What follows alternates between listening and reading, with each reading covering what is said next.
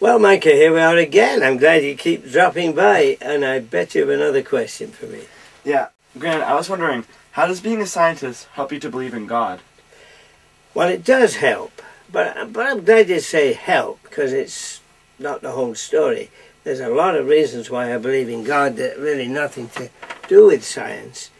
In fact, there's more outside science than inside science, like my experience of God. That's very important. The Bible, the way I find about God from the Bible, the effectiveness of prayer, those things clinch it, but I still need to validate this, and that's where science comes in. Science is very important for me because a lot of the evidence in science just validates what I believe for these other reasons. There are two things I could mention, although perhaps only time for one in detail. The first thing is the order. Beautiful order in the universe. That impresses me. And the other thing is the complexity of life. Now that we'll have to talk about another day. But I do want to say something about the wonderful order we see in the universe. You probably haven't done any of this in science yet. This is really what they call thermodynamics, and you'll have to wait for another grade to get this. But I got some food coloring here, and I'm going to just get it into here.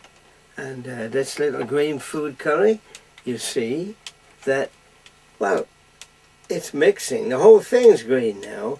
But what I'm showing is that things mix, but they don't unmix. I could stir this for the rest of my life, and it would never separate.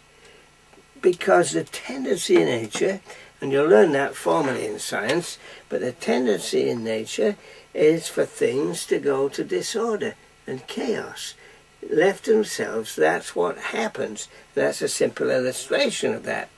And yet we have this wonderful earth that we live in. I call it a warm, wet niche in the universe. And there's anything but disorder. What we have is balanced, fine-tuned forces, just right for life. Now, to get it like that, you need input. And that input, for me, has to be an intelligent creator. Here, let me show you a little puzzle here, Micah.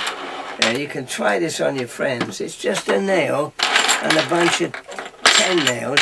And the puzzle is, and you can work on this later, to put all 10 nails on top of that nail. It's very tough. How are you going to do that? Well, for the sake of time, I'm going to show you. That's it. You simply put one nail, put 5 each side, the other nail on top, and sit it there. And there it is. Not one nail touching the ground. Nice little puzzle. You can take that home and try it on the family. But what I'm showing it for is the importance of balanced forces. It only works because we put it together and everything's balanced. And that's how it is with the universe. Now, there's a very famous scientist called Penrose who worked with the famous cosmologist Stephen Hawking. And he's a great mathematician and physicist. And he said the odds of things being just right for intelligent life after the Big Bang creation event is, and the number's too big for you to imagine, it's 10 to the power 10, 123 times. Just to give you an idea how big that number is, it's too big to write. If you put one digit, 1/1000, on every single proton in the universe, every single proton in the universe, you still couldn't do it. The number is too big to write. And so I, as a scientist, say, hey, the odds, with those kinds of odds, there's got to be an intelligent designer. There's got to be purpose.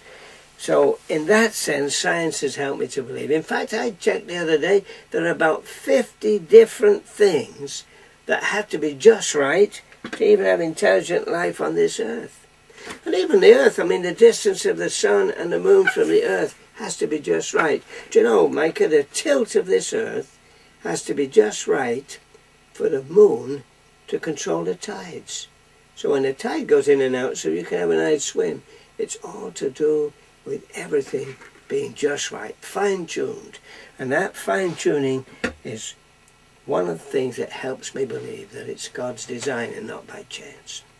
So, what did you learn today, Micah?